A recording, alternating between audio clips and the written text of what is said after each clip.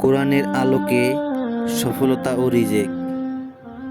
আমরা সবাই জীবনে সফল হতে চাই, ধনী হতে চাই, সম্মানিত হতে চাই, কিন্তু কখনো কি ভেবেছি কোরআন আমাদের সফলতার পথ কিভাবে দেখিয়েছে?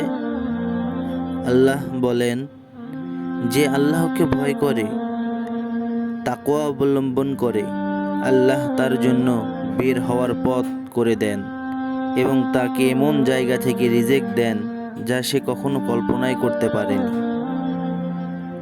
কোরআনে বলে, সফলতার প্রথম চাবি হলো তাকওয়া, আল্লাহকে ভয় করা এবং তার আদেশ মানা। দ্বিতীয় বিষয়টি হলো পরিশ্রম। রাসূল সাল্লাল্লাহু আলাইহি সাল্লাম বলেন, কোনো মানুষ তার নিজের হাতের উপার্জনের চেয়ে উত্তম খাবার কখনো খায়নি। সহিহ বুখারী শরীফ। সফলতা চাও, কিন্তু পরিশ্রম ছাড়া নয়। তৃতীয় বিষয়টি হলো সৎ নিয়ত। যদি তুমি হালাল পথে রিজেক খোঁজো, আল্লাহ সেই রিজেকে বরকত বাড়িয়ে দেন। আজ অনেক মানুষ ধনী হতে গিয়ে হারাম পথ বেছে নিচ্ছে, কিন্তু মনে রাখো, হারাম সম্পদ কখনো শান্তি দেয় না।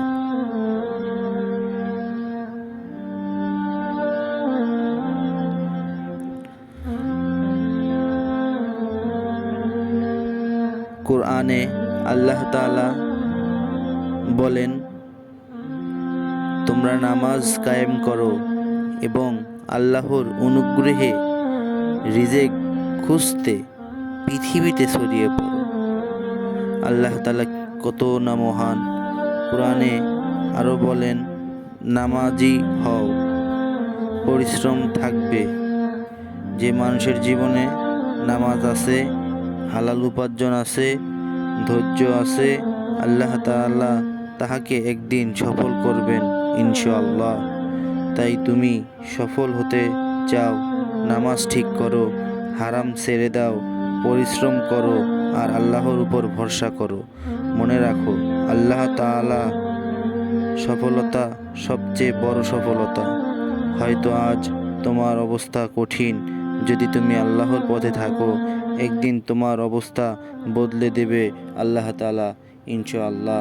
ভাই আমার, বোন আমার, আমাদেরকে ইসলাম অনেক কিছু শিখিয়েছে। আমরা বড়লোক হতে চাই, তাহলে কোরআনের কাছে জিজ্ঞেস করি কিভাবে বড়লোক হব। ভিডিওটি ভালো লাগলে সাবস্ক্রাইব এবং লাইক করবেন।